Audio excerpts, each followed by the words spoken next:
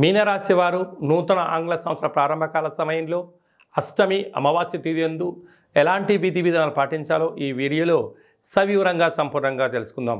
మీనరాశిలో ఏ నక్షత్రాలు వస్తనగా పూర్వాభాద్ర నక్షత్రంలోని చివరి పాదం 4వ పాదము, ఉత్తరాభాద్ర నక్షత్రంలో 4 పాదాలు, రేవతి నక్షత్రంలోని 4 పాదాలు కలిపితే మీనరాశి.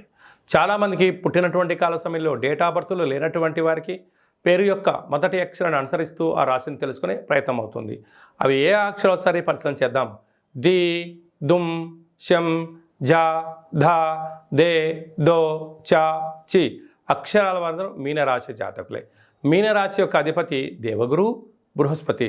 వీరికి ఒకవైపు ఏళ్ల నాటి శని ప్రారబ్ధ సంచార స్థితిలో ఉండబడిన విషయం తెలిసినటువంటిదే.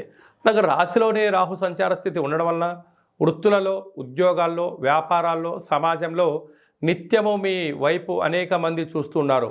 మీ ఎదుగుదలను ప్రతి ఒక్క వ్యక్తి గమనిస్తూనే ఉన్నారు.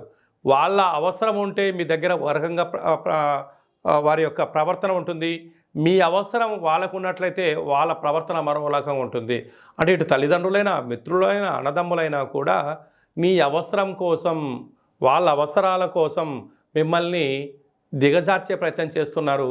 కనుక ఎవరు మనవారు, ఎవరు పరాయవారు అని ఆలోచించడంలో మీకు మీరే సరిసాటిగా ఉన్నట్లయితేనే మీ ఉనికిని కాపాడుకుంటూ రాబోయే కాలంలో శత్రువులు లేకుండా చేసుకునే మానవ ప్రయత్నం మనం చేయగలగాలి. ధనాభాకు కుటుంబ స్థలంలో గురు సంచార స్థితి ఉండడం వల్ల వృత్తులలో, ఉద్యోగాల్లో, విదేశాలకు వెళ్ళాలి అనే వారందరికీ కూడా ఇది చాలా మంచి కాలం. సప్తమ స్థానంలో కేతు సంచార స్థితి ఉండడం వల్ల ప్రేమికుల మధ్య, భార్యాభర్తల మధ్య సయోధ్య, కొత్త వస్తువులు, క్రయ విక్రయాలు, భూములు యోగదాయకమని చెప్పి గమనించాలి. భాగ్యస్థానంలో బుధ శుక్ర సంచార స్థితి ఉండడం వల్ల భార్యాభర్తల మధ్య అన్యోన్యత, అనేక కార్యక్రమాల్లో ముందస్తుగా ప్రణాళికలు రచించడంలో మీకు మీరే సరిసాటి. రాజ్యస్థానంలో రవికుజ సంచార స్థితి ఉండడం వలన మీరు ఉద్యోగ మార్పు, స్థల మార్పు, అదృష్టాన్ని, ఐశ్వర్యాన్ని ఇస్తూ నూతనమైనటువంటి వాహనాలు, భూములు, క్రయ విక్రయాలు అదృష్టాన్ని, ఐశ్వర్యాన్ని, ఆనందాన్ని, హుందాతనాన్ని కూడా మీకు ఇవ్వబోతున్నాయి. వ్యయంలో శని సంచార స్థితి ఉండడం వల్ల మీ జన్మ నక్షత్రం రోజున అష్టమి అమావాస్య తిథి ఎందున దూరావాయు జల ప్రయాణాలు పెట్టుకోవద్దు. ముఖ్యమైన సభలు, సమావేశాల యందు ఆచితూచి నిర్ణయాలు తీసుకోవడం యోగదాయకం.